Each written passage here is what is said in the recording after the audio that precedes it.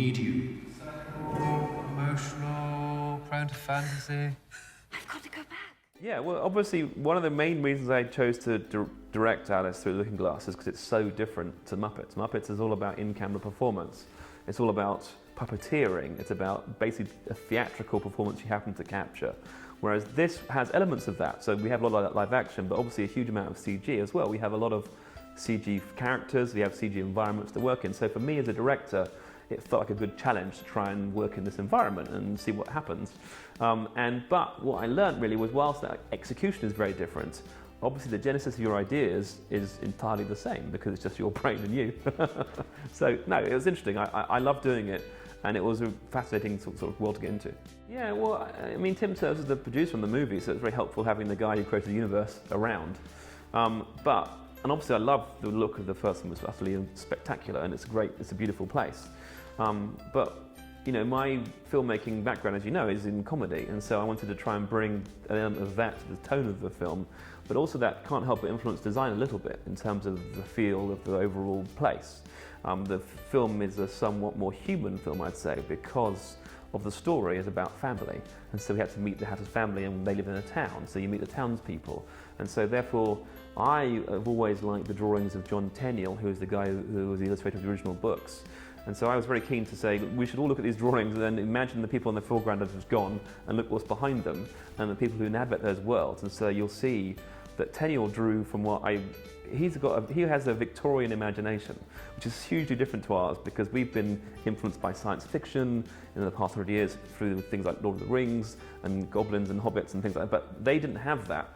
All they had was nursery rhymes and history of kings and queens of England and the natural world, and those sort of things are much more part of the Victorian imagination. So I was very keen to try and influence this design of the film into that direction. It was very much entirely up to me, and I very much wanted to try and bring, I mean, it has to be within the Lewis, I mean, obviously you can't do anything, but I think it has to be within the Lewis Carroll Victorian mindset to a degree, because the language is quite particular. And it has to be, it can't be too Victorian because it becomes inaccessible, but it has to feel like it's of the time. And so the jokes that you are able to play in this world have to sort of play into the world of Lewis Carroll as well. But, you know, it's part of my head because Lewis Carroll is like Monty Python, and I grew up in Monty Python, so it feels very similar to me. So it feels like it's clever language play, it's use of words, it's double meanings, it's all that stuff. And I love that anyway. I mean, we did that on Muppets all the time, it's puns, you know, it's jokes. And we can do that in Alice too. And so whenever we can, we try and do that. Well, it's like your humour is formed from so many different sorts of humour. You know, I can do like Muppet fall over jokes, or I can do Concord's jokes in music, or I can do Ali G jokes, which are completely different about satire. And this is just a specific kind of absurdist sense of humour. And so it's sort of language, it's more language involved than anything else. I don't design it that way, it just, the characters come up and I think, I know who would be good for that character. And with Brett doing the music Muppets, he wrote such great songs, and I knew he'd be good at that. So I don't really plan it to be the way, but it happens that way, so maybe I'm sort of constantly making it happen. Because I do love it. It's obviously fantastic to work with people. I mean, I'm lucky to have friends who are very talented, so why not draw upon that? It's hard because I feel you have to have a justification for it. So sometimes it works really well and can be very interesting, and some things should be just left alone. It just depends. Obviously there's a Marvel cinematic universe works incredibly well, but in the comic book world they've done it already, so there's a template for that, so that's straightforward.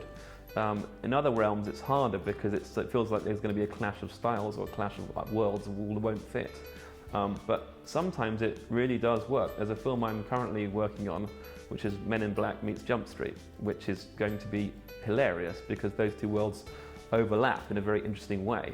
And so you can just devise an original film from those two ideas in a very interesting way. You cannot escape time.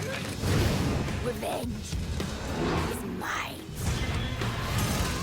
Split up. We'll split up together.